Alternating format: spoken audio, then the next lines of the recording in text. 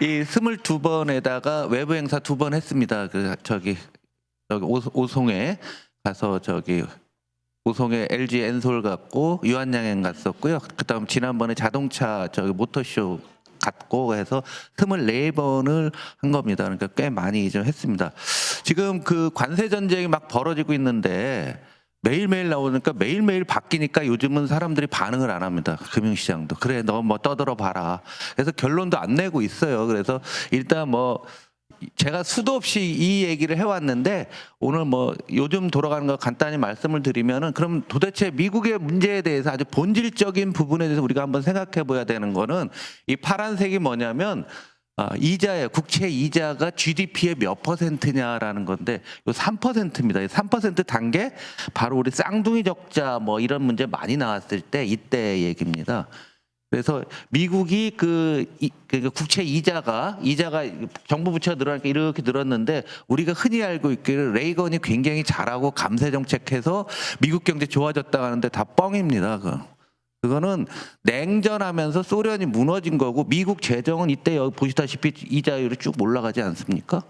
그리고 여기서 미국 경제 성장하니까 이거는 GDP 대비인데 분모가 커지고 있는데 이게 올라가면은 얼마나 많은 분자인 국채가 많이 늘어났는가를 보여주는데 재밌는 거는 미국이 항상 위기로 오는 거는 요 빨간색이 국방비거든요. 국방비가 GDP 얼마냐. 국방비와 이자가 이렇게 붙었을 때 항상 위기가 옵니다. 그래서 90년대 1990년대 말 2000년대 초반에 보면 9.11 테러도 나오고 이럴 때죠. 그래서 이렇게 오다가 지금 왔더니 이제는 이자율이 국방비보다 더 많이 나가면 큰 문제가 된다라는 거죠. 그래서 아주 계산을 심플하게 하면은 미국의 정부 부채가 35조 달러예요. 그런데 1년에 이자를 1조 달러씩 냅니다. 그러니까 우리나라의 GDP가 얼마나 1.7조 달러예요. 그러니까 미국의 국방비 굉장히 많이 쓰고 있고 특히 최근에는 작년 같은 경우도 9,900억 달러를 썼는데 우크라이나 전쟁을 빨리 끝나려면 무리수를 두는 이유도 바로 이거로 미국을 좀 이해할 필요는 있다라고 보는 거죠. 그런 하는 방식에 대해서는 각국들이 저항하고 있고 많이 있는데 지금 여기서 다시 달러의 문제가 또 나오는 겁니다. 지난번에 한번 요 그림은 보여주셨는데 그래서 신비로운 길이라고 했잖아요.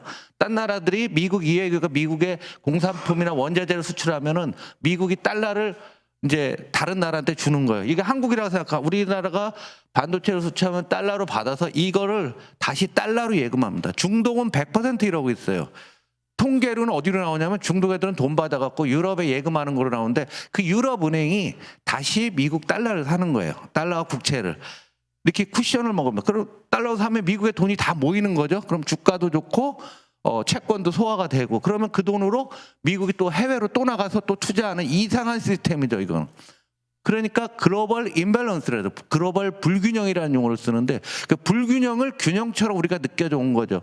그래서 이거예요. 미국이 무역 수지 적자를 일으키나면은 외국인들이 미국의 주식이나 채권을 똑같이 아주 그냥 데칼코마니 같이 움직였던 거는 바로 그런 거죠. 이 뒷 배경에는 이게 있어요. 동맹국가들이 이걸 다 받아들여 준 거죠. 동맹국들이 미국과 미국 이외의 많은 동맹국들이 이게 이제 미국이 받아들여주고 그러다 보니까 미국은 글로벌 GDP에서 20% 넘어요. 글로벌 수출 비중이 10%밖에 안 되는데 이거 보시면 무역 송장 달러 전부 다 이걸 하고 있는 거예요. 이게 그래서 자기들은 편하게 우리가 쓰고 있었는데 미국 스스로 이 시스템을 거부를 하고 더 이상 유지하기 어려운 상태가 되니까 이렇게 이 동맹국들을 배제하겠다고 하니까 화가 나는 거죠. 그래서 이 협상을 처음부터 그랬잖아요. 우리 빨리 하면 안 된다. 시간을 질리하고 날짜도 정해놨잖아요. 바보잖아요. 7월까지 패키지를 한다고 해서 바보의 짓인 거죠. 약간 그렇습니다. 그러다 보니까 딴 나라 금융시장에서 미국 너 그런 거야? 한번 당해볼래? 그래서 이게 달러 가치는 뚝 떨어지고 달러 이외들은 다 가치가 올라가고 있어요. 빨간 게 한국입니다. 한국은 좀 덜 올랐죠. 그 이전부터 워낙 절하돼도 한국도 사실은 저 위로 가야 돼요. 그러다 보니까 이게 되게 웃긴 건데 CDS라고 하는 게 한번 말씀드렸던 것 같은데 쉽게 얘기하면 보험료라고 생각합니다. 미국에 투자하는 보험료다.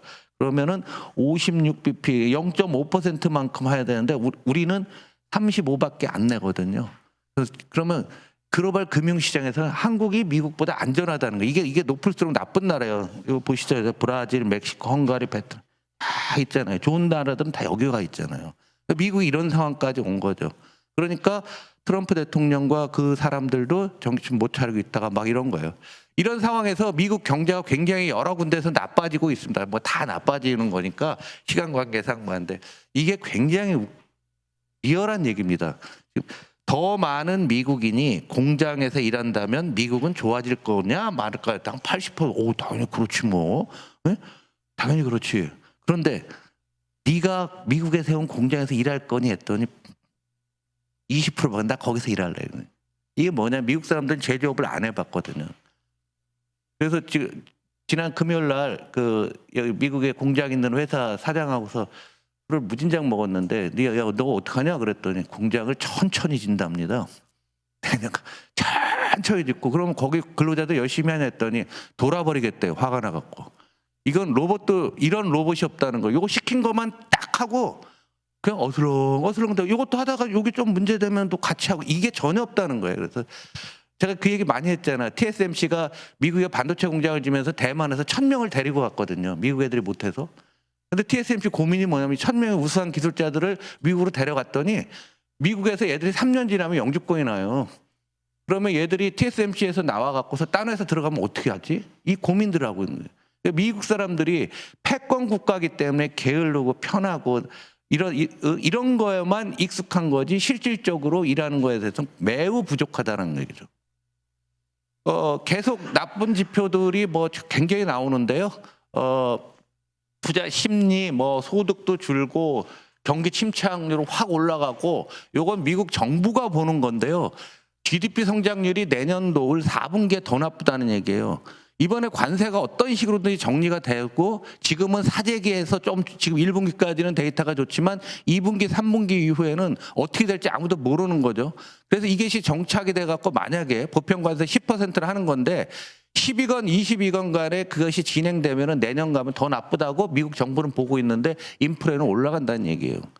그래서 우리가 야당으로서 마지막 공분지 아닌지는 모르겠지만 우리가 잡는다 해서 미국의 정부도 이렇게 보고 있는데 우리가 이렇게 쉽게 이 부분을 너무 간단하게 생각해서는 안 된다는 거죠.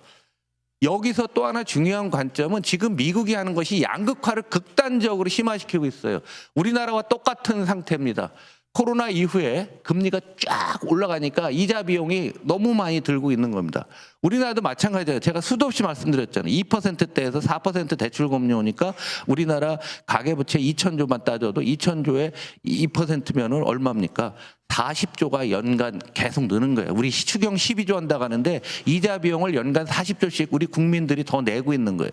기업까지 합치면 거의 100조의 이자 비용이 늘고 있는데 미국이 이렇게 되니까 없는 사람 더 어려운 거죠. 그리고 미국의 이제 각 대출적인데 특히 문제가 되는 게 학자금 대출이에요. 학자금 대출을 바이든 당시에 코로나 때문에 만기가 들어와도 이게 갚는 걸 유예해 줬는데요. 지금 이거를 다시 시행한다는 겁니다. 미국 정부도 지금 돈이 너무 없다 보니까 국가적으로 재정 운용 관리에 대해서 굉장히 어려운데 이걸 올 가을부터 다시 상환을 재개하게 되면은 젊은 사람들 파산이 엄청나게 증가할 겁니다. 우리나라도 코로나 때 학자금 대출이나 이런 거 금리 낮춰주고 뭐 이런 정책들을 썼는 건 미국 따라서 한 건데 미국이 바로 그런 상황이라는 얘기죠. 이거는 뭐냐면 나 이런 거죠. 나 신용카드 만들려고 하는데 되니? 하고 물어봤더니 안 돼. 거절 비율들 뭐 이런 것들이 계속 늘어나고 있고 신용카드 연체율도 보시면은 빠른 속도로 이제 시작인 거죠. 이제 시작이니까 올 가을 정도 되면 저게 쭉 올라갔을 때 미국 경제 어떻게 될 것인가 굉장히 심각하고 이런 모든 고민들을 하다 보니까 지금 트럼프 지지율이 53, 4%에서 지금 40% 중반대 39 그건 이제 예측 기관마다 틀려요.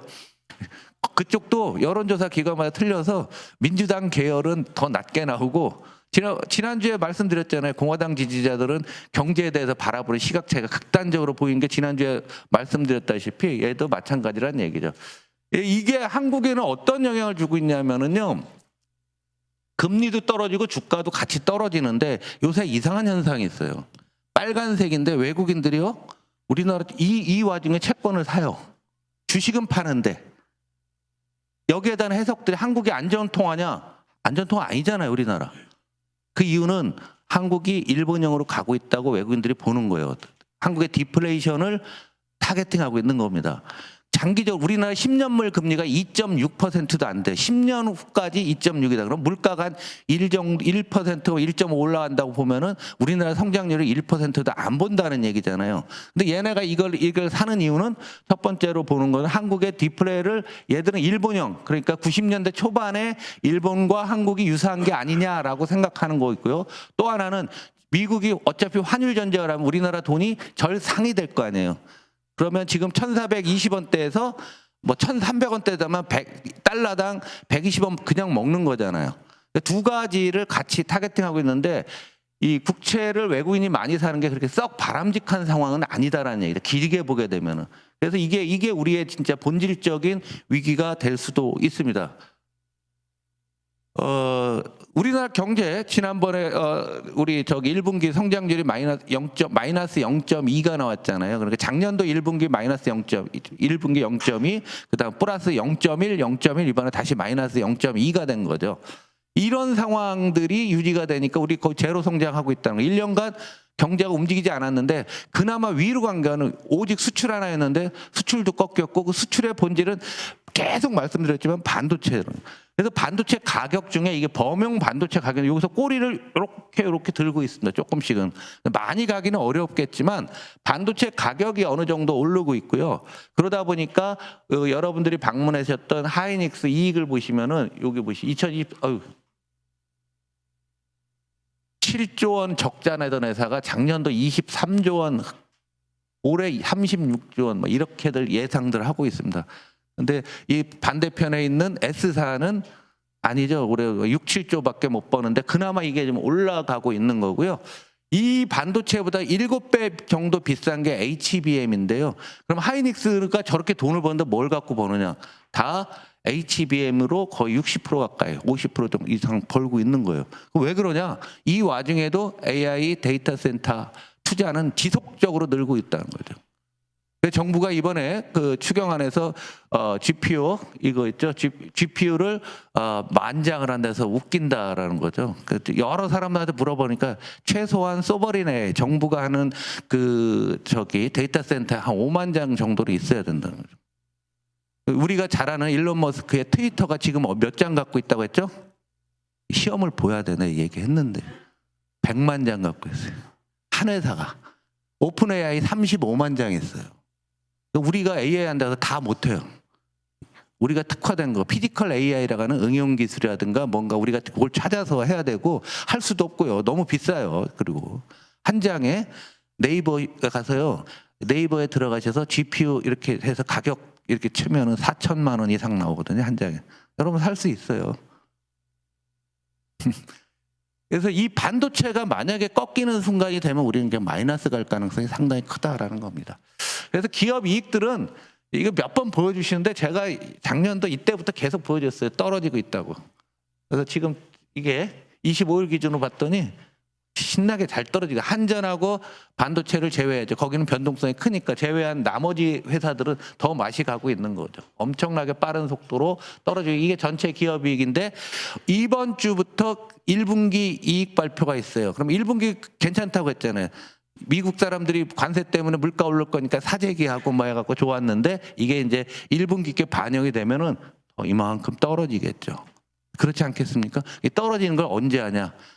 7월, 8월 되면은 이제 이게 확 떨어지고 해서 이번 선거 기간 중에 최악의 경제 데이터 기간에 합니다. 그래서 미국의 지표건 한국의 지표건 나쁘기 시작하면 5월 말 정도부터 아주 엄청나게 나쁜 지표들이 막 나올 게 뻔하잖아요, 지금. 이번 4월 수출도요, 4월 10일까지는 괜찮아요. 4월 10일 이후부터 대미 수출이 15% 줄었어요. 4월 10일부터 20일 사이에. 그러니까 이번 5월 1일 날 근로자의 날 수출 통계를 잘 보시는데 미국 수출이 얼마 늘었냐가 관건이고, 그래서 이 반도체가 그나마 반도체는 지금 관세를 안 받으니까 어떻게 됐냐 해서 반도체와 이 관세 효과가 기업 이익에 어떻게 먹히는가 한번 잘 보셔야 될 것 같습니다. 어 이제 한 달 이상 쉬는데요. 우리가 지금 정책들 많이 만드시는 분들 관여를 하고 있는데 우리가 살던 익숙한 세계에서 어쨌든 전환이 된 거죠. 바뀐 거죠. 뭐냐면 이게 굉장히 긴 데이터인데요.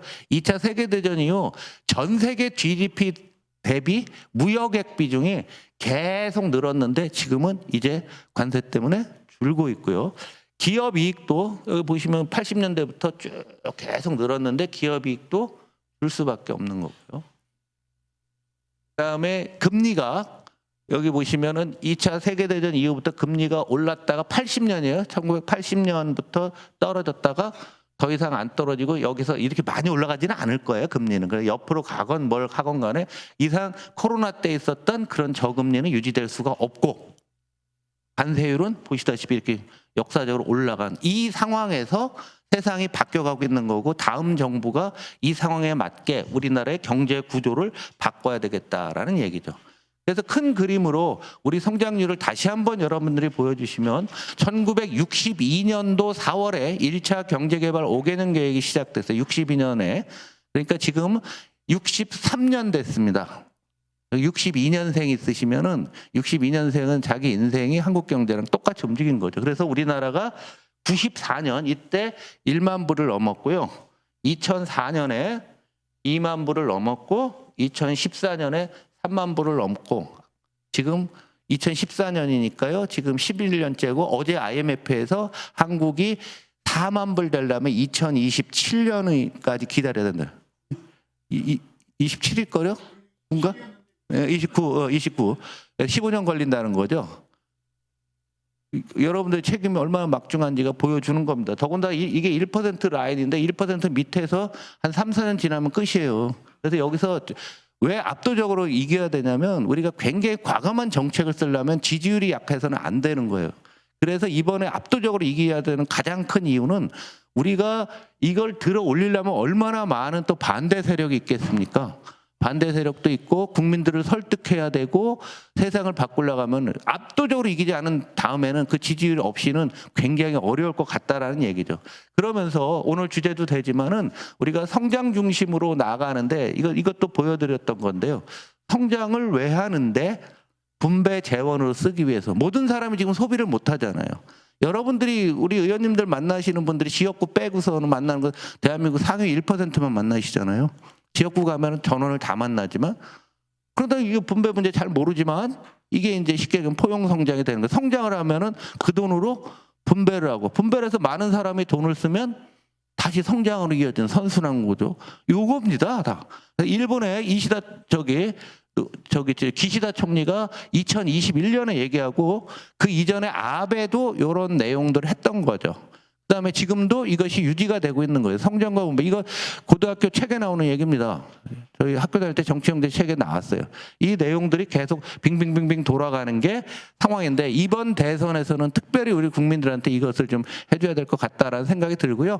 여러분 사람 만나시면 뭐 경제 얘기들 많이 하실 텐데 이게 우리 경제는 내란 관세 이전에 무너진 겁니다.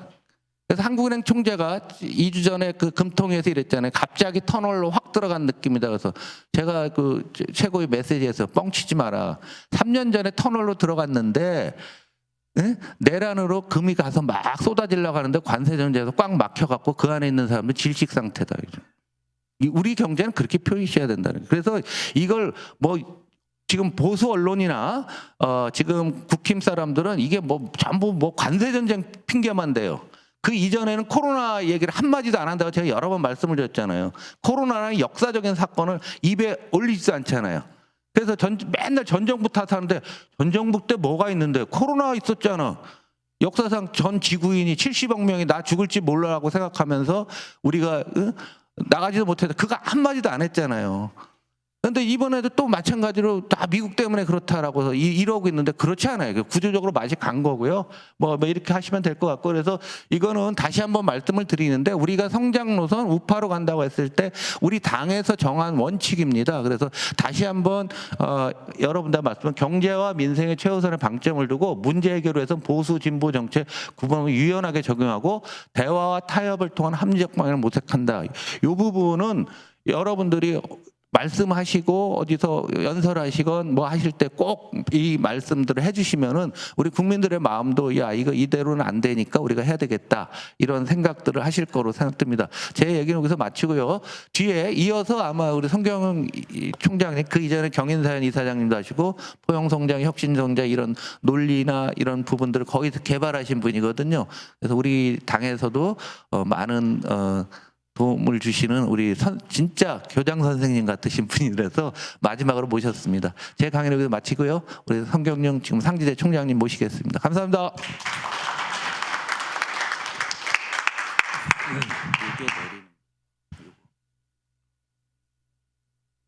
밑으로.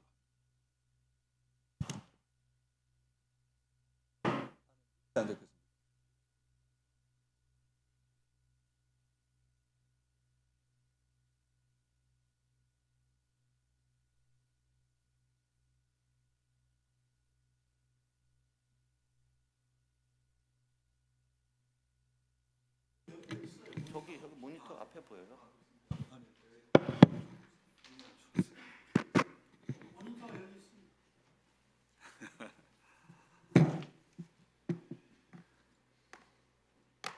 예, 반갑습니다.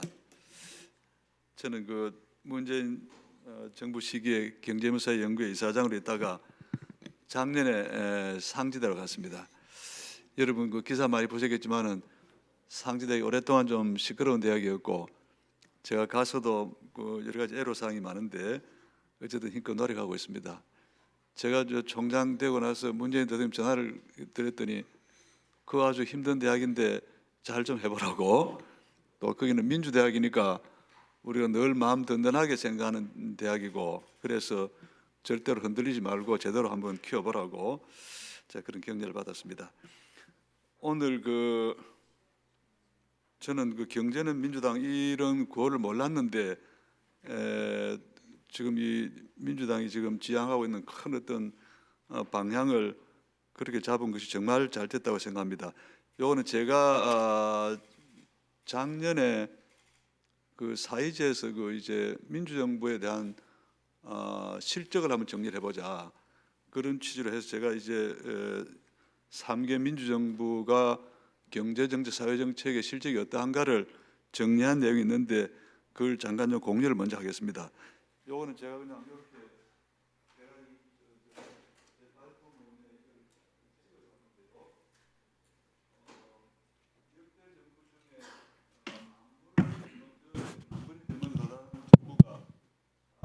김영삼 정부입니다. 김영삼 정부가 OECD 이제 가입하느라고 매우 좀 무리하게 해서 1996년에 1차 도달했다가 97년에 IMF 때문에 다 무너지고 그거를 다시 역전해서 만불대로 회복한 정부가 김대중 정부입니다. 2002년에 13,000불 돌파했고요. 2만 불대를 돌파한 최초의 정부는 노무현 정부입니다. 2007년 연말에 2만 4천 불을 돌파했고요.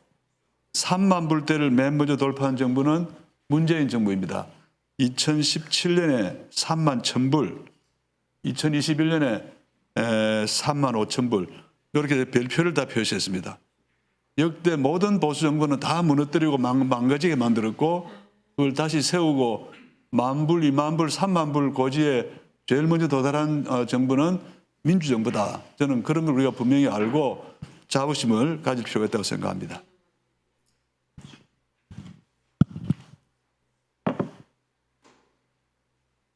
그 외에도 갤럽이 작년에 조사한 걸 보면은 우리 국민들에게 역대 대통령 중에 가장 실적이 뛰어난 분이 누구냐 하는 조사를 했는데 1번이 노무현 대통령입니다. 2번이 김대중 대통령입니다. 두 번은 거의 차이가 없습니다.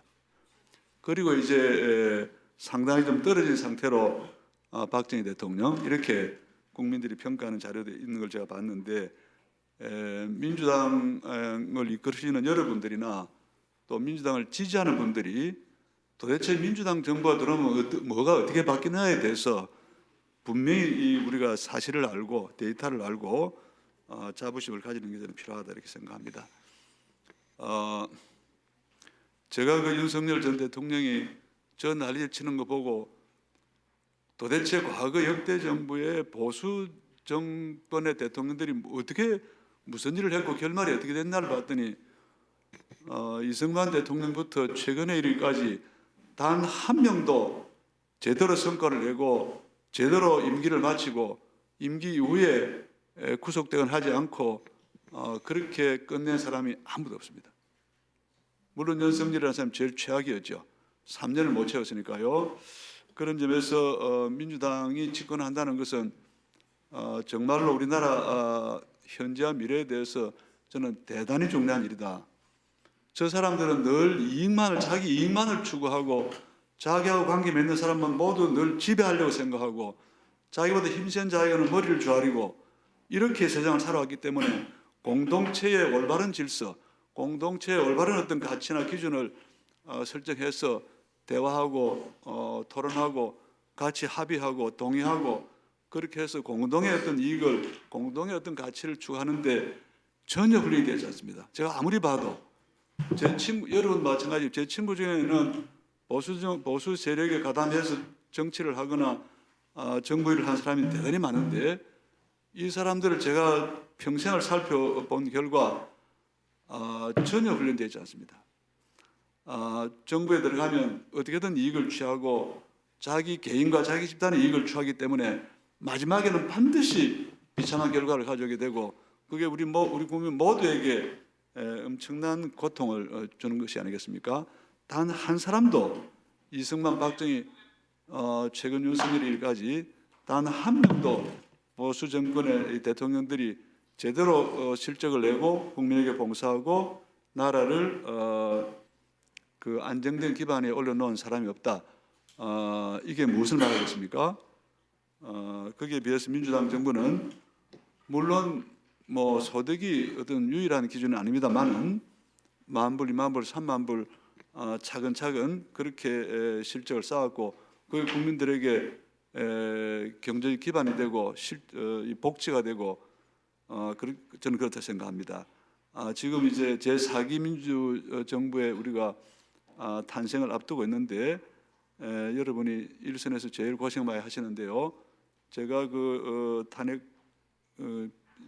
계엄 사태 또 탄핵 시기 전체를 저는 별로 힘을 보태지 못하고 저기 원주에서 이 대학 살리느라 하고 이렇게 고전할 때 여러분들은 민주당이 중심이 돼서 그 전체 과정을 제대로 판단하고 또 상황을 관리하는 걸 보고 우리 사회에서 가장 잘 결집되고 가장 잘 준비된 분들이 정확하게 판단하고 탁월한 판단과 어떤 그 대응으로 이 국면을 잘 이끌고 계신다는 생각을 제가 하게 됐고 어쨌든 늘 마음으로 여러분 그 하시는 일에 대해서 동의하고 또 지지합니다. 잘 해내시고 반드시 4기 민주정부를 탄생시켜서 지금 국민들이 너무나 어려운 상태인데 꼭 우리 국민들의 생활이 좀 개선될 수 있게 좀 그런 변화를 기대하겠습니다.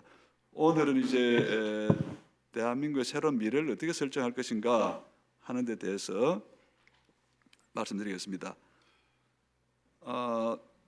윤석열 전 대통령이 가공적인 상황을 생각하고 혹은 자기가 그 가공적인 상황을 인위적으로 만들어서 국가 비상사태를 선언하려는 어처구니 없는 그런 짓을 하다가 이렇게 비참한 결말을 맞이하게 됐는데 저는 그것은 국가 비상사태가 아니고 오늘 제가 드리는 말씀이 이것이 진정한 국가 비상사태다 저는 그렇게 생각합니다. 왜 이렇게 되었는가? 대안이 무엇인가?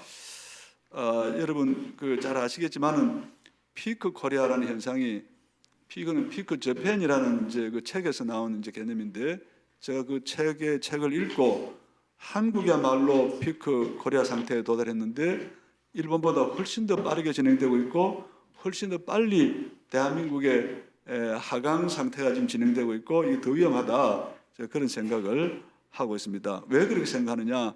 여기 보시는 것처럼 첫 번째는 인구 정점인데 인구 정점이 2020년에 도달했습니다.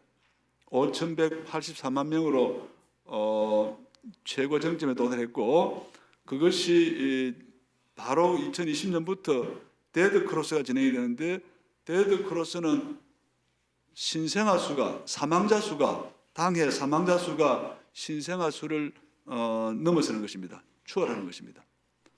그래서 2020년 이렇게 이미 진행이 됐고, 지금 그 이후에 매년 10만 명, 20만 명이 줄어듭니다. 여러분 지역구에 이런 현상이 곳곳에 일어날 텐데, 이게 전국에 널리 퍼져서 진행이 되니까 내년에 당장 이렇게 10만 도시, 20만 도시 그러니까 눈에 보이지 않으니까 마치 아무 일 없는 것처럼. 그래서 제가 이런 현상을 볼 때마다 여러분들은 지금 환상을 보고 계신다. 여러분이 보는 현실이 그게 현실이 아니고 조만간 사라질 환상이다. 왜 그러냐? 인구 데이터는 인구 이제 전문가 중에 서울대 보건대학원의 조영태 교수라는 분이 있는데, 이분의 책 제목이 예정된 미래입니다. 인구학 관점에서는 사회과학의 모든 지식은 미래를 물론 예측할 수 있는데 결정론적으로 예측할 수 없습니다. 다 가능성에 관한 문제죠. 그런데 인구학자들은 결정론적인 표현을 씁니다. 예정되어 있다. 이거는. 뭘 보고 그러겠습니까? 출산율, 사망률, 그 다음에 국내외 이민이 어느 쪽이 이제 더 늘어나는가. 이 과거부터 쭉 진행된 이 자료를 가지고 있으면은 미래를 예측할 수 있는데, 우리가 지금 예정된 길로 가고 있다. 지금 전국에서 조금씩 줄어들지만 이걸 모으면 10만 년, 20만 년 도시가 사라지는 것이죠. 매우 중요한 문제고, 지금 여기 보시는 것처럼 요거를 기점으로 해서 2020년 이전에는 대팽창기, 우리가 사이클 하나가 크게 진행이 되는데 지금까지는 대팽창기를 다 살아왔습니다. 저나 여러분들이 초등학교 갈 때 학교가 적어서 어린이는 태어나고 학교를 가야 되는데 2부제, 3부제 다 하지 않았습니까? 대학도 그때는 어디다 대학 그냥 간판 내에 걸면은 수많은 학생이 대학에 전역하니까 대학이 뭐 망한다 그런 말이 없었어요. 지금은 사정이 달라지고 있습니다. 이미 유치원부터 초중고 다 지금 학교가 줄어들고 있고, 대학이 지금 문 닫은 여러 지금 대학이 문 닫고 있고, 앞으로 더 그러하다 이렇게 보는 것이죠. 경제도 정점이 2020년입니다. 경제 GDP 랭킹을 보면 2020년에 세계 10위에 위치에 도달했습니다. 이게 지금 계속적으로 이제 하강하고 있습니다. 물론 경제의 그 GDP의 덩치는 조금씩 커집니다만은 세계 비교를 하면 이미 정점 단계에 도달했다. 오른쪽은 고령화 현상과 경제 성장률이 하락하는 것은 두 개가 완전히 정반대, 이게 부정적 상관관계를 가지고 있다. 저출산도 중요하지만 고령화의 속도도 매우 중요합니다. 고령화가 작년 연말에 작년 12월 23일 날 1,000만 명을 넘었었습니다. 20%를 넘었었어요. 그런데 앞으로 25년 후 2050년이 되면은 우리나라 고령 인구가 1,891만 명이 됩니다. 거의 2배 더블링이 되는데요. 이 고령화가 왜 중요하냐면 작년 연말에 1,000만이 됐다는 이야기는 한반도에 사람이 살고 국가가 만들어진 이후에 5,000년이 지나서 비로소 5,000년 만에 1,000만, 노인 인구가 1,000만이 됐는데 그게 25년 후에, 불과 25년 후에 2배 정도 늘어난다. 그러면 모든 자원이 다 노인 집단을 건강을 관리하거나 생계를 지원하거나 이런 쪽으로 다 돈이 이제 다 가게 되기 때문에 젊은 인구를 결혼하게 하고 자녀를 키우게 하고 학교를 살려야 되는데 여기에 쓸 돈은 점점점 줄어들게 되어 있습니다. 모든 것을 다 빨아들이는 블랙홀이 될 가능성이 많다, 이렇게 볼 수 있습니다. 지금 대학 무너지고 있고요. 지금 시군구 위험수 저렇게 높고 2047년이 되면은 거의 100%, 이거는 감사원 보고서가 여러 가지 정교한 보고서를 작성했는데 거의 100%가 다 소멸 위험 지역이 된다, 이렇게 예측하고 있습니다. 어느 것도 안전한 게 없습니다. 모든 것은 사라지고 있고 2100년이 되면은 출산율을 0.72로 가정할 경우에 2100년의 인구는 1703만 명으로 예상되고 있습니다. 물론 통계청은 중간에 좀 올라갈 거기 때문에 2400만쯤 된다고 하는데 2400만이나 1700만이나 시간이 조금 더 가면 결국은 소멸하는 길로 가고 있다. 2.1을 어느 시기가 되든지 간에 출산율을 2.1 이상 확보하지 못하면 시간의 문제지 그건 결국 소멸하게 되어 있습니다. 1984년에 2.1이 무너졌습니다. 지금 40년이 지났습니다. 40년이 지난 오늘날 우리가 지금 이게 어떤 일이 진행될지 보고 있지 않습니까? 하나도 안전한 게 없습니다. 문제가 되는 재정 적자 문제인데요. 이거는 지금 국회 예산정책처에서 최근에 나온 자료인데 2072년에 7,300조 적자 국가부채, 오른쪽은 국민연금에 관한 건데 다행히 이제 국민연금 계획이 있어서 저게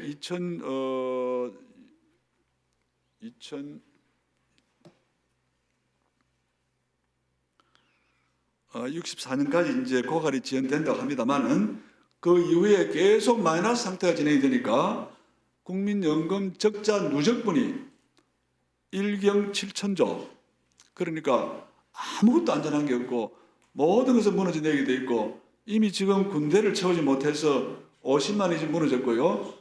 앞으로 빠른 속도로 세금 낼 사람도 없고 생산할 사람도 없고 하나도 안전하지 않다 이렇게 볼 수 있는 거죠. 그래서 종합한다면은 현재 지금 진행되는 모든 일들이 진정한 의미의 국가 비상사태다. 저는 그렇게 판단하고 축소사회, 우리 홍성국 의원님 책에는 이제 수축사회로 되어 있는데 수축사회, 축소사회가 진행이 되고 있고요. 그 다음에 축소경제가 지금 매우 아까 여러 지표가 나왔는데 저는 요 몇 년 사이가 매우 위태로운 상태다 그렇게 봅니다. 특히 지금 부동산이 거의 다 죽어 있는데 제가 이 부동산을 보고 있으면 이게 일본의 잃어버린 30년 할 때 처음에는 주식시장이 무너졌지만 다음에 장기간 부동산이 이 디플레이션 상태에 들어가는데 우리가 지금 그 초입에 있는 게 아닌가, 부동산이 회복될 수 있는 가능성이 과연 있는가, 여러 가지 우리가 질문할 수 있는데요. 저는 어려울 수 있다 그렇게 생각합니다. 왜 이렇게 됐는가? 여러 가지 이제 요인이 있는데 제가 볼 때는 만병의 근원이 박정희 대통령 시절부터 선성장 후 분배를 외쳤습니다. 제가 그 시절에 제가 73학번인데 그 시절에 대학을 다니면서 가는 데마다 선성장 후 분배, 그때도 성장하고 복지에 대한 논쟁을 했는데 아무도 선성장 후 분배를 잘못됐다라고 말하는 사람이 없었습니다. 2002년에 노무현 대통령이 당선되고 나서 2003년 1월 2월에 인수위를 하는데 그때 인수위에 이정우 교수님, 그 정책실장 하던 이정우 교수님이 계신데 이분이 경제분과 1분과 위원장을 했기 때문에 그러면 이제 내부 토론도 하고 밖에 기자들 인터뷰 같은 거 하게 되는데 빨리 한국은 성장과 분배의 선순환 구조로 가야 됩니다라고 주장했어요.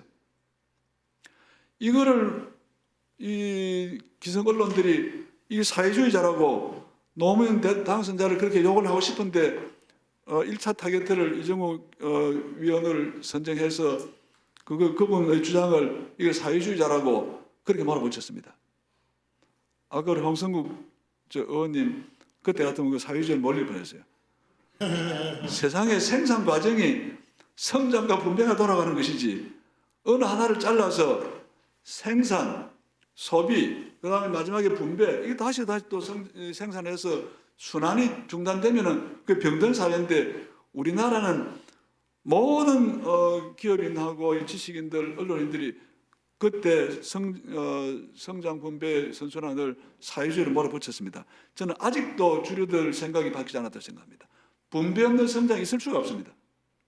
우리는 이 분배와 복지에 너무나 그동안 장기간 이거를 제대로 못했기 때문에 지금 이 고통을 겪고 있다. 저는 그렇게 봅니다. 그래서 제가 볼 때는 그래서 경제 우위의 사회가 되고 사회는 뒤로 밀어도 되고 환경은 더 밀어도 되고 그 결과가 뭐겠습니까? 그 결과가 젊은 사람이 결혼 못하니까 특히 1997년 외환위기가 오면서 고용이 줄어들고 고용의 질이 악화되고 비정규직 늘어나니까 젊은 사람들이 바보가 아니지 않습니까? 내가 결혼할 수 있는가? 자녀를 키울 수 있는가? 집을 살 수 있는가? 내 노후는 보장이 되는가? 이런 오만 가지 불안과 두려움 때문에 사회가 그거를 국가가 그런 보장 체계를 갖추지 못하기 때문에 결혼하지 않는 거죠. 결혼에 애 안 낳는 거죠. 애를 낳아도 한 명 이상 절대 안 낳는 거죠. 그것이 오늘날 우리가 겪고 있는 0.72, 작년에 0.75의 비극인데 0.75, 0.75 되면 많이 좋아졌습니까? 이게 무슨 자랑거리입니까, 이게? 2.1에 도달하지 않는 어떤 출산율도 의미가 없습니다. 그거는 반드시 시간이 가면 반드시 소멸로 간다, 이렇게 볼 수 있고요. 그래서 저는 이제 이 성장주의 헤게모니라고 부르는 현상인데, 성장주의 헤게모니에서 저는 민주당이 빨리 깨어나야 된다고 생각합니다. 물론 너무나 과격하게 해서 성장 잠재력을 훼손해서는 안 되겠지만은 모든 걸 성장이 우선하고 나머지는 후순위로 하는 이거를 하려면은 정책만으로 힘들고 우리 국민들이 대토론을 해서 성장은 뭐고 분배는 뭐고 이게 왜 두 개가 연결되어 있는가, 이 연결고리가 깨지면 어떤 일이 생기는가, 그것이 저출산이고 그것이 초고령하고 그것이 자살률이 높아지는 것이죠. 영국의 대처가 1979년에 집권하면서 이 세상에 사회라는 것은 없다, 이렇게 주장했습니다. There is no such thing as society. 세상에 사회 같은 건 없다. 오직 마켓과 패밀리가 있을 뿐이다. 신자유주의자의 그 신조가 그런 것인데 다 그런 주장을 기다리는 사람이 열광했죠. 그런데 사회가 없으면 어떻게 되겠습니까? 사회는 사람으로 구성되고 핵심이 인구고, 인구가 줄어들면 시장이 줄어드는 것이죠. 투자할 데가 없다는 걸 말하는 것이죠. 한국이 이 상황에서 오랫동안 버틴 것은, 한국은 수출 수입 경제, 수출 수입 비율이 GDP의 대개 80% 이상, MB 때는 100%가 넘었습니다. 그러니까 우리는 자본 축적 이 순환 과정, 이 서킷이 해외 부분에 엄청나게 연결되어 있기 때문에 국내 내수 시장이 제대로 안 돌아가도 기업은 돌아갑니다.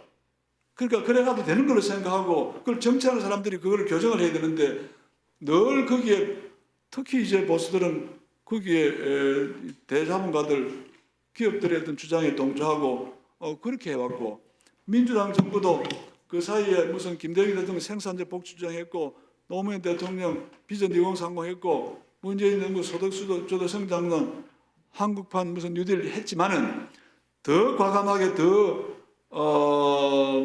큰 임팩트를 가지고 이걸 해야 돼.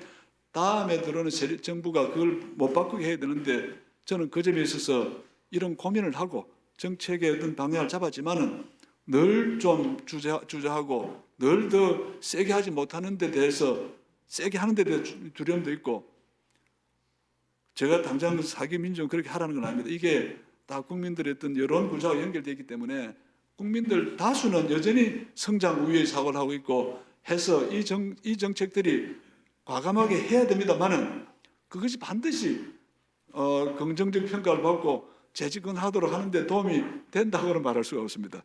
그러니까 우리 고민이 여기 있는데, 그러나 길게 생각하고 이번에 요만큼 갔다 하면 더 간다, 이렇게 해서 정권을 더 연장하면 이어나가면서 반드시 이 잘못된 성장주의 헤게모니를 깨지 않으면은 저는 이 나라 장래 없다고. 왜냐하면 우리가 보고 있지 않습니까? 인구가 무너지는 걸 보고 확인할 수 있다고 생각합니다. 그 다음에 이거는 뭐 제가 세부적으로 설명한 거니까 보시고요. 그 다음에 이거는 이제 이 그래프로 보여주는데, 1인당 국민소득이 우리가 파란색인데 쭉 올라갑니다. 올라갔는데 작년에는 일본을 드디어 추월했습니다. 이건 뭐 환율의 여러 가지 요인도 있을 텐데 어쨌든 대단하지 않습니까? 우리가 일본 식민 지배를 받은 나라가 지금은 대등하게 하고 있고 앞서가고 있는데, 제가 왜 이런 현상이 발생했는가를 저도 답을 찾아보려고 노력했는데, 제가 찾은 답의 핵심적인 답변은 김대중 정부의 탄생이었다고 생각합니다. 김대중 정부가 채택한 초고속 통신망, 디지털, 그리고 한류 문화를 키워서 문화정책을 통해서 한국의 문화가 지금 전 세계를 움직이고, 문화와 이 제품이 결합이 돼서 한국 상품에 대해서는 다 고평가를 하고, 이 동력을 만들지 않았다면은 이거는 거의 불가능합니다. 일본은 2009년에 저쪽에 대지진이 났을 때 그때도 그 팩스로 현장 보고를 했다고 합니다. 말이 안 되는 소리죠. 한국은 이미 세계적 수준의 이 그런 디지털 이 기술을 가지고 있고 기업들도 발전돼 있고 우리가 모든 게 생활화되어 있는데 이렇게 빠르고 이렇게 유연하게 대응할 수 있는 그런 여건을 만든 것이 김대중 정부다. 김대중 정부는 좀 저평가된 측면이 있습니다. 그때 그 IMF 요구 조건을 우리가 충족하는 일에 이렇게 집중해야 됐기 때문에 이분은 평생을 진보주의자로 살았는데 진보적 정책을 한 게 아까 그 생산자 복지하면서 국민기초생활 보장제도 도입한 거, 남북 대화 성사시킨 거, 요 몇 가지는 실제로 사회경제정책은 보기 어려운데 저는 반드시 초고속 통신망 만들고 디지털 전환의 어떤 그 기초를 놓았다. 이것이 오늘날 우리가 일본을 앞지를 수 있는 그리고 우리 한류를 세계적인 어떤 문화로 키울 수 있는 그런 기초가 됐다는 점에 대해서 우리 민주당에 계시는 분들이 정확하게 인식할 필요가 있다고 생각합니다. 그 다음에 이제 삶의 질, 여기 사회국가에 관한건데, 저 2023년 통계는 우리가 35위에 나와 있습니다. 요 중간방, OECD는 제하위권이고, 다른 나라 포함하더라도 경제원을 훨씬 못 미친다는 것이고, 그 다음에 이제 환경 성과, ACES는 특히 기후변화에 대해서 이제 이 성과를 보는 건데, 이게 세계 64위 이렇게 되어 있습니다. 그러니까 경제, 사회, 환경이 이렇게 불균형하게 돼 있다. 그 다음에 이제 에스모글루하고 로빈슨의 국가는 왜 실패하는가? 작년에 노벨상 받았죠. 이분들의 시각을 도입하면은 정치 제도가 약탈적이냐, 혹은 배제적이냐, 포용적이냐, 경제 제도가 배제적이냐, 포용적이냐를 따지고 보면 한국은 A의 위치, 저게 이제 군주제나 그 식민지배 받는 것이고, 그 다음에 경제는 수탈적으로 배제적으로 하는 것인데, 한국은 저게 A에서 C로 갔다 C. 이 C는 독재 정치를 했지만은 자본주의 경제를 해서 북한하고는 달리 포용적인 경제 제도를 도입했기 때문에 엄청난 성장을 했다라는 것이 에스모글루의 주장입니다. 국가는 왜 실패하는가에 보면은 거기에 남북한 비교를 하고 있는데 그게 C이고, 그 다음에 D로 간다는 것은 민주화 과정을 거쳐서 정치 제도가 포용적이 됐다, 이렇게 된 것입니다. 그런데 D로 간 것은 사실인데 지난 한 87년부터 한 40년간 이제 민주정부를 운영하다 보니 그 사이에 경제 영역은 대기업의 어떤 그 독과점이나 저 불평등이 점점 더 심해지고, 또 민주주의 제도는 이게 이제 소위 형식적 민주주의라는 건데, 우리나라의 민주주의가 가지고 있는 제도의 특징이 이게 이제 대통령제, 양당제, 다수결제, 이런 제도적 특징들이 대단히 성자 독식을 조장하는 그런 제도라고 알려져 있습니다. 이 두 가지가 결합되니까 이게 서서히 이의 과정으로 경제 제도의 어떤 포용성이 줄어들고 정치 제도의 포용성이 줄어드는 이의 상태로 역행하는 것이 아닌가, 저는 그렇게 판단하고, 이 위치를 바꾸지 않는 한 앞으로 불평등 더 심해질 것이고 정치적인 대결도 더 심해질 것이고, 우리가 그 끝판을 본 것입니다. 이번에 계엄 사태와 탄핵이라는 것은 우리나라가 지금 이렇게 역행할 때 뒤에 나옵니다마는 윤석열 정부가 한 정책 중에 매우 중요한 정책이 출발하자마자 감세 정책을 한 것입니다.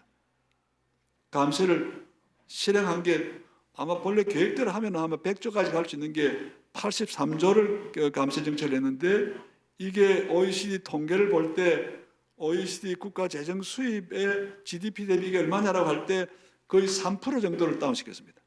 이건 우리가 복지나 다른 일을 할 수 있는 그런 자금을 극단적으로 줄이고, 경제가 안 좋으니까 또 세수가 줄어들고 2중, 3중으로 이게 줄어들게 만들었는데, 그것이 결함 있는 민주주의 제도와 또 결함 있는 정치 세력이 결합될 때 우리 겪을 수 있는 그런 문제라고 볼 수 있겠죠. 여기 뭐 우리 87년 체제 문제, 이게 다 성자 독식의 구조인데, 재미있는 것은 이게 둘 다 분점 정부입니다. 정부는 행정부는 보수당이 장악하고 있고 의회는 민주당이 장악을 하고 있는데 노태우 시절에는 여소야대 상황인데 이때 노태우 대통령은 대화를 선택했고 윤석열 정부는 이분은 현실 판단이 잘 안 되는 모양입니다. 자기 고집대로 이렇게 하려고 하고 그리고 이제 대결을 매사 대결하고 매사 거부권 행사하고 그게 이제 마지막에 이제 파탄으로 간 것이죠. 물론 노태우 정부도 중반까지는 계속 대화하고 그때 많은 계획이 이루어졌는데 결국 이 양반도 마지막 단계는 3당 합당이라는 걸 통해서 우리나라의 정치 지형이 완전히 보수화되는 그런 이제 과오를 범했습니다만은 어쨌든 이런 위험들이 여소야대 상황이 늘 발생할 수 있고 이게 내각제가 되거나 내각제적 요소가 들어와서 정치 세력이 이기는 자가 몽땅차 이 구조가 아니고 연합 정권을 만들기 위해서 정부 탄생 전에 서로 연합하고 협약하고 다음에 이제 연합 정부가 통치하는 이런 구조가 만들어지지 않는 한 저는 이 문제는 피하기 어렵다 그렇게 생각합니다. 그다음에 윤석열 정부 과오 이건 우리가 너무나 잘 아는 게 대해서 뭐 굳이 특별히 말씀드릴 게 없지만은 제가 볼 때 핵심적인 요소는 신자유주의면서 경쟁국가 복지가 아닙니다. 경쟁국가 이런 모델을 저는 정확하게 자기들이 이 길을 갔다고 생각하고요. 한덕수 부총리한 사람은 참여정부 때 저하고도 많은 일을 했는데 이분의 그 경향을 보면은 명확하게 자기가 가고 싶은 길을 간 겁니다. 이제 대통령 출마한다 하지 않습니까? 저는 그 바르지 못한 길을 간 사람의 결과가 어떤지를 우리 국민들이 심판하리라 봅니다만은 이 양반은 출세를 원했고 출세했고 마지막엔 자기가 가고 싶은 길을 저는 갔다. 그 길이 바로 신자유주의 경쟁국가다 이렇게 생각하고요. 외교에 있어서 저는 외교 전문가 아닙니다만은 외교는 철저히 국익을 중심으로 국익을 앞세우고 저는 그렇게 하는 것이 외교라고 생각합니다.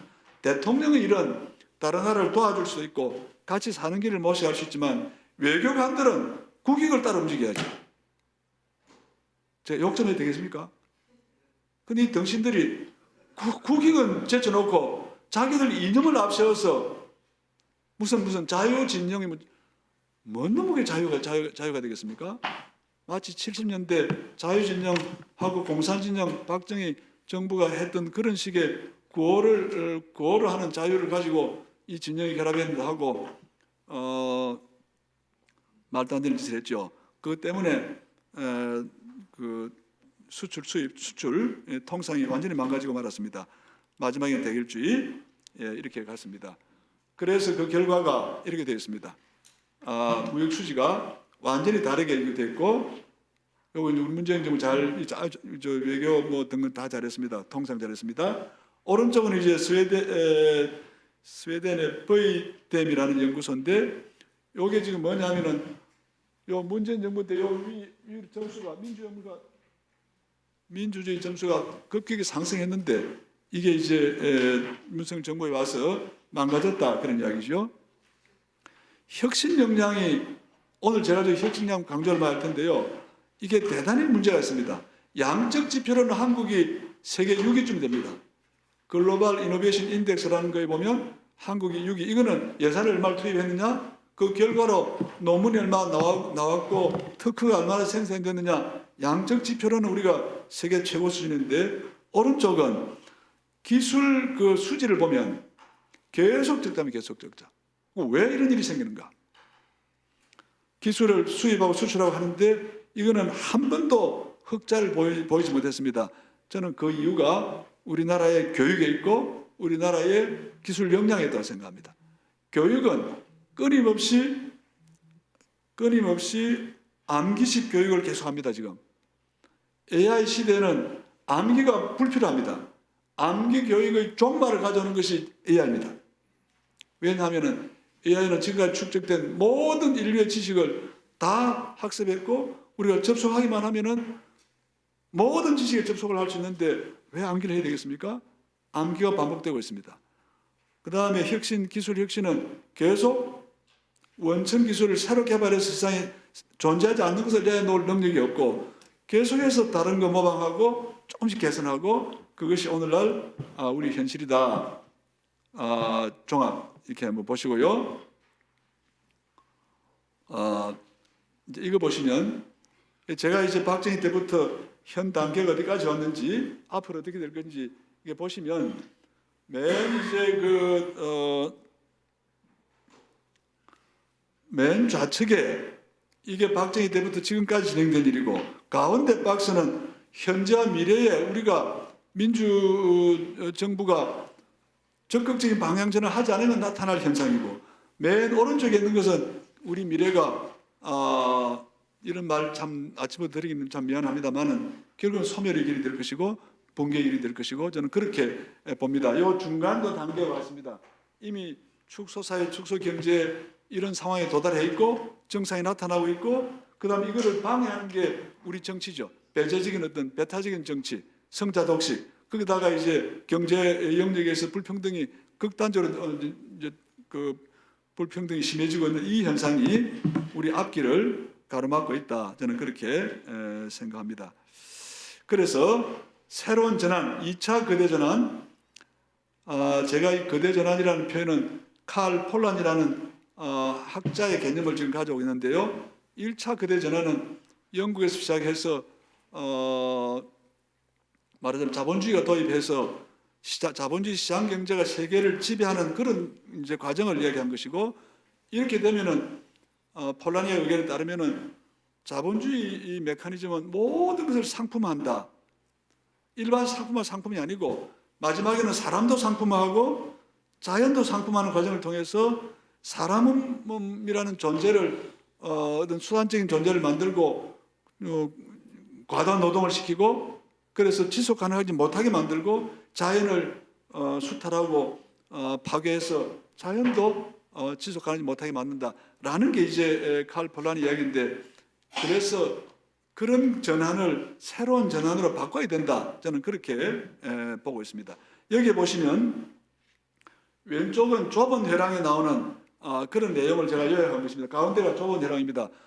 오른쪽은 국가가 너무 강하거나 왼쪽은 사회가 너무 강하면 민주주의가 탄생하지 않는다는 것이에요. 요 중간에 아주 좁은 회랑으로 난 요 균형을 이루는 요 영역에서 비로소 민주주의가 탄생한다라는 것이 좁은 회랑의 기본 주장이고 제가 거기에 국가 변동론을 대입해서 보시면은 왕조, 독재, 민주, 혁신 등등 포용국가 이렇게 이제 국가의 진화 과정이 일어난다 하는 것인데요.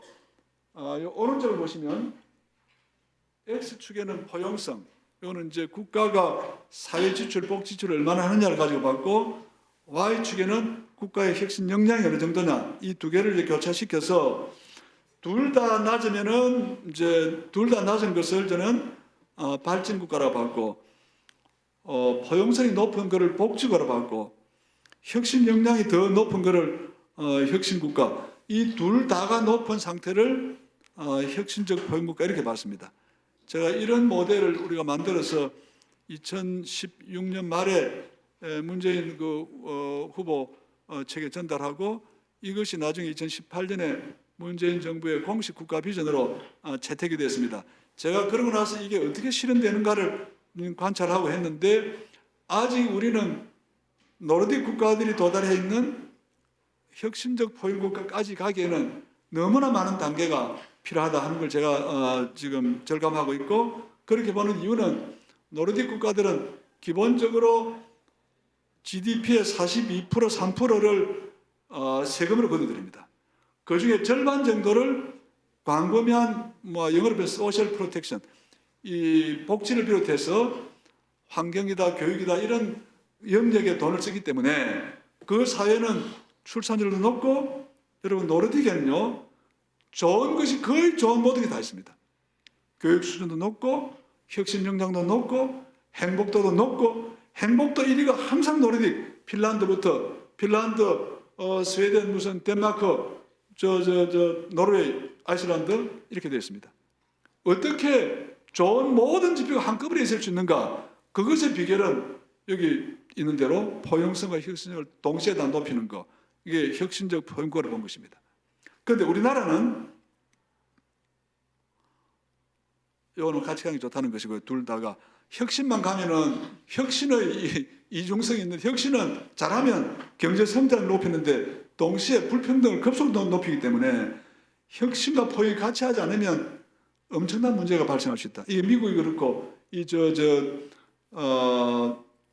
영미권 국가가 다 그렇습니다. 그래서 두 개는 같이 가야 되고 하나의 축을 더 만든다면은 지속 가능성 요 세 축을 중심으로 우리가 접근할 필요가 있는데 그런 점을 얘기 드리겠고요. 포용 혁신과의 제가 과제를 좀 설명을 다시 드리면서 앞으로 해야 될 게 뭔가 대개 혁신에는 두 가지 종류가 있다고 합니다. 존속적 혁신이 있고 파괴적 혁신이 있는데 존속적 혁신은 어떤 주어진 기술, 주어진 제품의 틀 안에서 이거를 부분 개량하고 개선하는 점진적으로 바꿔나가는 것을 존속적 혁신이라고 하고 파괴적 혁신은 기존에 존재하지 않는 기술을 만들어내고 존재하지 않는 제품을 만들어내고 기본 틀을 깨고 이뤄내는 혁신이 파괴적 혁신인데 이게 어느 나라 경제가 잘 가려면은 어느 단계까지는 점진적이고 존속적인 혁신을 하다가 어느 단계는 도약을 해야 됩니다. 파괴적 혁신을 가야 됩니다. 혹은 근원적 혁신을 가야죠. 그런데 우리나라가 그게 약합니다. 오른쪽에 있는 것은 제가 지난 2022년 대선 때 그때 이제 선대위에 미래국가 전략위원회라는 위원회를 만들어서 우리가 활동을 했는데 그때 우리 팀이 개발해서 제시한 모델이 이재명 정부는 기본적으로 혁신 주도형 어떤 성장으로 가야 되고 그것이 뒷받침이 되는 것은 역량 주도 성장 모델이다. 우리가 문재인 정부의 여러 가지 정책에 대해서 특히 소득 주도 성장은 초창기에 굉장히 많은 논란이 있었는데 저는 소득이라는 것은 경제 과정의 마지막 단계에 결정이 되는 것이지 그거를 앞에 선행 단계로 놓으면 혼란시킬 수 있습니다. 그래서 소득 주도 성장 모델보다는 역량 주도 성장 모델이 저는 더 맞다고 봤고 그래서 그 당시에 이 모델을 제시하면서 여기에 핵심이 되는 것은 교육, 이 교육 혁신을 해서 우리 국민들의 역량을 시간이 와야 된 것 같습니다. 우리 역량을 최대화하는 게 제일 중요하다 이렇게 봤고 그래서 양쪽에 혁신 성장, 포용 성장 등등을 해서 국민 역량이 중심이 되는 그런 어떤 사회 경제 모델을 만들자라고 이제 했던 것인데요. 제가 그때 왜 이런 주장을 했는지를 설명을 드리겠습니다. 이 좌측은 우리나라의 제조업의 구조, 제조업의 포트폴리오를 보여주고 있고 오른쪽은 10대 수출 부문의 포트폴리오를 보여주고 있는데 여러분 이거 보시면요. 한국 경제 기술이 어느 수준인지를 알 수 있습니다. 왜 우리나라가 지금 정체되어 있는지를 이 데이터가 잘 보여주고 있습니다. 이 포트폴리오가 20년 동안 바뀌지 않습니다. 특히 10대 수출 부문 지난 20년 동안에 10개 중에 8개가 그대로 가고 있습니다. 하나를 더 보실까요? 이 좌측은 천대 기업의 매출 변동인데 2011년부터 지금까지 전체 매출 규모가 변화가 없습니다. 오른쪽은 삼성전자입니다. TSMC나 마이크론이나 삼성전자가 2015년 단계에서는 전체 매출 규모가 기업 주가가 비슷했는데 이게 한 10년 지나는 동안에 완전히 차이가 났습니다. 이게 무엇을 의미하겠습니까?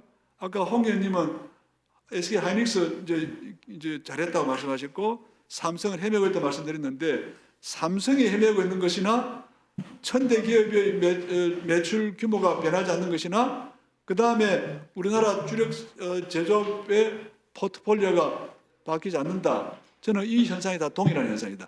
이게 모두 혁신 능력이 파괴적 혁신 능력이 결여되어 있고 그것을 가능하게 하는 교육 역량이 부족하다. 여기 보시면은 전 세계가 이노베이션 레이스를 하고 있는데 2022년에 한국이 중국에 추월당했다. 중국이 지금 나가고 있는 상상을 초월합니다. 최근에 보시면은 AI 개발했죠. 그 다음에 이제 양자 컴퓨터 지금 이제 앞서기 시작했죠. 자율주행. 거의 모든 면에서 최근에 중국에서 개발한 자동차가 작년에 개발한 자동차가 이거는 PHEV 모델인데 한 번 주유하고 한 번 충전하고 2,500km 나가는 자동차 개발했습니다. 우리 지금 현대기아 정말 대호각성해야 됩니다. 앞으로 언제 다 밀릴지 알 수가 없습니다. 에너지 무슨 배터리, 그 다음에 ESS 거의 모든 영역에서 중국 기술이 지금 압도하고 있는 상태입니다. 이재명 대표께서 최근에 신산업정책 ABCDF 저는 여기에 우리 미래 산업의 모든 게 다 들어있다고 생각합니다. G까지 나왔습니다. 제가 그래서 이걸 보고 누가 이것만 하면 되냐 제가 H를 한다 못하자. H는 해피니스라고 그래. 해피니스. 기술과 산업 안에서는 안 되고 우리 국민이 건강하고 편안하고 행복할 수 있는 그런 사회에 대한 비전을 가지고 이거 하면 국민이 다 모두가 다 같이 행복할 수 있다는 그런 우리가 믿음을 주는 게 필요하지 않겠나 하는 얘기를 했고요. 그 다음에 이제 제조업이 지금 큰 문제입니다. 제조업에 갇혀서 기존 그 주력 제조업에 갇혀서 한국이 꼼짝 못하는 상태인데 이것을 AI와 결합해서 이것을 혁신하지 않으면 우리나라 산업과 기업에 중대한 문제가 생긴다. 대신에 이걸 해내면 제조업 기반이 강한데 AI를 도입해서 새로운 공정, 소재, 제품을 만약에 개발할 수 있다면 한국은 다시 한번 도약할 수 있겠나. 이것을 위해 제일 저는 중요한 게 교육혁명이라고 생각합니다. 저는 다음 4기 민주정부가 여러 가지 해야 될 일이 있는데 1번은 혁신정책 좀 잘하시면 좋겠고요. 두 번째는 반드시 교육혁명을 해 주십사. 제가 2022년 당시에도 교육 아젠다를 좀 최고 아젠다로 높이기 위해서 무진 애를 썼는데 그때는 이미 다 문이 다 닫혀가지고요. 아무도 듣는 사람이 없고 이거 토론할 수가 없어요. 저는 이번에는 오늘 제가 이렇게 받았으니까 저 잘못하면 의원님들 교육을 탑 과제로 꼭 좀 넣어주시기 바랍니다. 안 그러면 희망이 없습니다. 제가 왜 그런지 이유를 다 설명했습니다. 암기 교육이 좋은 말인데 우리는 여전히 암기 교육 시험 치고 등수 내고 대학 다 가고 그러니까 삼성이 헤매고 다 헤매고 있지 않습니까? 한국 경제가 다 망가지고 있다. 기술과 교육 사이는 이게 서로 이 레이스를 하는데 먼저 기술이 오고 다음에 이제 교육이 따라갑니다. 지금은 맨 상단에 AI 혁명이 진행된 상태인데 교육은 아직도 그 아래를 맴돌고 있습니다. 이 교육을 지금 바꾸지 않으면 우리나라 전 미래에 희망이 없다. 반드시 이 교육혁명이 앞으로는 AI 또 산업혁명을 앞지를 수 있도록 여기 보시면은 다음 이것만 해야 됩니다. 교육혁명을 어떻게 해야 됩니다.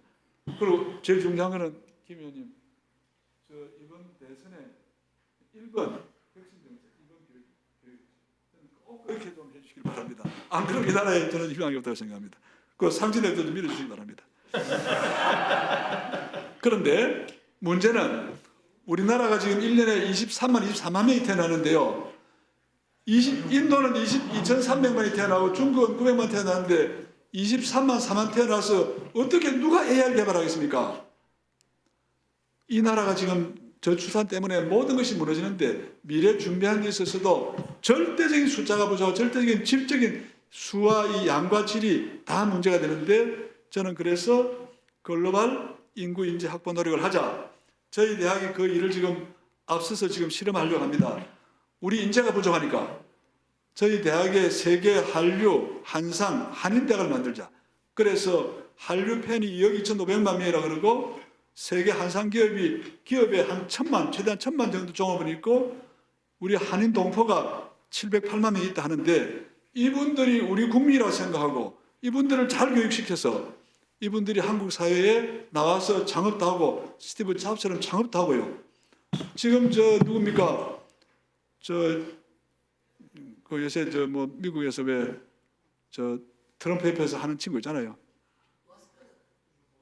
일론 머스크. 이 사람도 남아공 출신이기 때문에 결국 미국은 해외에서 들어온 천재들이 좋은 기술 만들고 기업 만들어서 엄청난 이제 그 일자리를 만들고 나라를 부강하게 만들지 않습니까? 우리도 저는 그 길을 열어야 된다. 그래서 저희 대학이 이 사업을 할 수 있도록 좀 이렇게 마음을 좀 모아주시고 제가 이제 생각하는 것은 한국은 지금처럼 가면 망할 수 있기 때문에 우리 5천만 내국인에다가 5천만 내국인으로만 사는 게 아니고 2억 2,500만 한류, 그 다음에 한상, 우리 한인 동포가 결합된 우리 한반도 안에 5천만 그 나라가 돌아가고 있고 바깥에 3억 인구로 구성되는 문화 경제 공동체가 우리하고 연결된, 그래서 우리는 더 지속 가능하고 더 강력할 수 있는 그런 나라를 저는 상상하고 준비해야 된다. 저는 그렇게 생각합니다. 요거만 하고 끝내겠습니다. 우리나라를 다 워낙 좋아하고 한국이 수출 수입 많이 했는데 한국을 플랫폼 국가로 만들자. 5대 플랫폼으로 한국과 세계가 연결되는 그런 나라를 만들어야 안 되겠나. 첫 번째가 글로벌 문화 플랫폼. 이거는 세계를 지금 주도하고 있습니다. 폭삭 속아서도 안 본 분이 계십니까? 전 세계가 열광하고 있습니다. 오징어 게임 2. 전 세계가 둥글게 노래를 부르고 있습니다. 세상에 이런 일이 어떻게 가능하겠습니까? 저는 이것은 김대중 대통령의 공로다고 생각합니다. 두 번째는 글로벌 교육 플랫폼. 우리나라 앞으로는 이제 시험 보는 공부 말고 좀 다른 공부 해서 교육 플랫폼 가고요. 글로벌 바이오 의료 플랫폼. 지금 전 세계에서 이민 가고 싶은 나라 선호 1번이 영국이라 그러고요. 2번이 대한민국이라고 합니다. 한국에 이민 오고자 하는 여러 이유 중에 하나가 우수한 의료, 수술 잘 받을 수 있고 바로 이제 치료 가능하다. 저는 세 번째. 네 번째는 그린 스마트시티. 다섯 번째는 아까 제가 말씀드린 제조업과 AI를 결합해서 새로운 혁신적인 제조업 플랫폼을 만들면 그러면 이게 가능하다. 그래서 이게 한반도와 전 세계를 연결하고 수많은 외국인이 가능하면 좀 우수한 사람이 많이 올 수 있도록 그런 고민을 하자. 제도 개혁하자는 것이고요. 사회통합과 혁신경제 위해서 적극적으로 해야 되는 것이고, 저는 제일 좋은 혁신과 포용과 지속 가능성 세 가지 조건을 충족시키는 가장 적정선의 재정이 GDP 34%, 35% 생각합니다. 우리는 31%를 갔다가 문재인 정부 때 갔다가 윤석열 정부 28.9로 떨어뜨렸습니다. 이거 일단 회복하고 점진적으로 한꺼번에 가면 또 저항이 있으니까 점진적으로 34, 5까지 가자. 공정과 혁신의 길을 모색을 해야 되는데 할 일이 많습니다. 제가 뭐 꼭 말씀드릴 것은 집권을 해야 될 게 정의를 실현할 일이 있는데 고민이 있습니다. 어디까지 정의를 실현하고 어디까지를 언제부터 포용할 것인가. 이 경계가 매우 어려운 문제라고 생각합니다. 진보의 길을 가더라도 진보와 보수가 공유할 수 있는 가치를 잘 살려내자. 이것과 정의 실현이 저는 같이 가야 되지 않겠나. 그래야만 저항을 좀 더 줄일 수 있고 더 우리가 장기로 지속 가능한 그런 정부 운영을 할 수 있다. 공존의 길을 모셔가는데 저는 오늘 말씀드린 포용적 혁신과 모델이 굉장히 중요한 어떤 중심 개념이 될 수 있겠다. 혁신의 길을 우리가 모셔야 되는데 여기 제가 좁은 회랑 델리킷 밸런스라는 이 용어를 썼는데 이 용어의 뜻을 한번 여러분 좀 두고도 고민해 보시고요. 참여정부 때 4대 개혁입법이라는 걸 했는데 이 4대 개혁입법을 하면서 너무나 많은 저항을 받고 너무나 많은 정치 에너지를 소진해서 그 뒤에 해야 될 일을 하는데 엄청난 저는 역작이 있을 생각합니다. 계획을 해야 되는데 우리 역량 5년이라는 시간이 짧아요. 저는 그때 국가경영발 정치하면서도 고생을 굉장히 했는데요. 비전 2030 실현 빨리 못한 게 저는 천천히 하려는데 생각하고 그런 것을 염두에 두고 이 매우 미묘한 균형, 그 다음에 이 좁은 혈안으로 극우 세력이나 이 반대 세력이 이 좁은 틀을 빠져나가지 않게 이 길을 같이 걸어가면서 계획에 도달하는 또 5년 정부로 다 되지 않으면 다음 5년 민주정부를 더해서 10년 정도 최소한 준비해서 갈 수 있도록 저는 그런 고민을 해 주십사 이렇게 부탁드리고 밖에서 응원만 해야겠습니다. 감사합니다.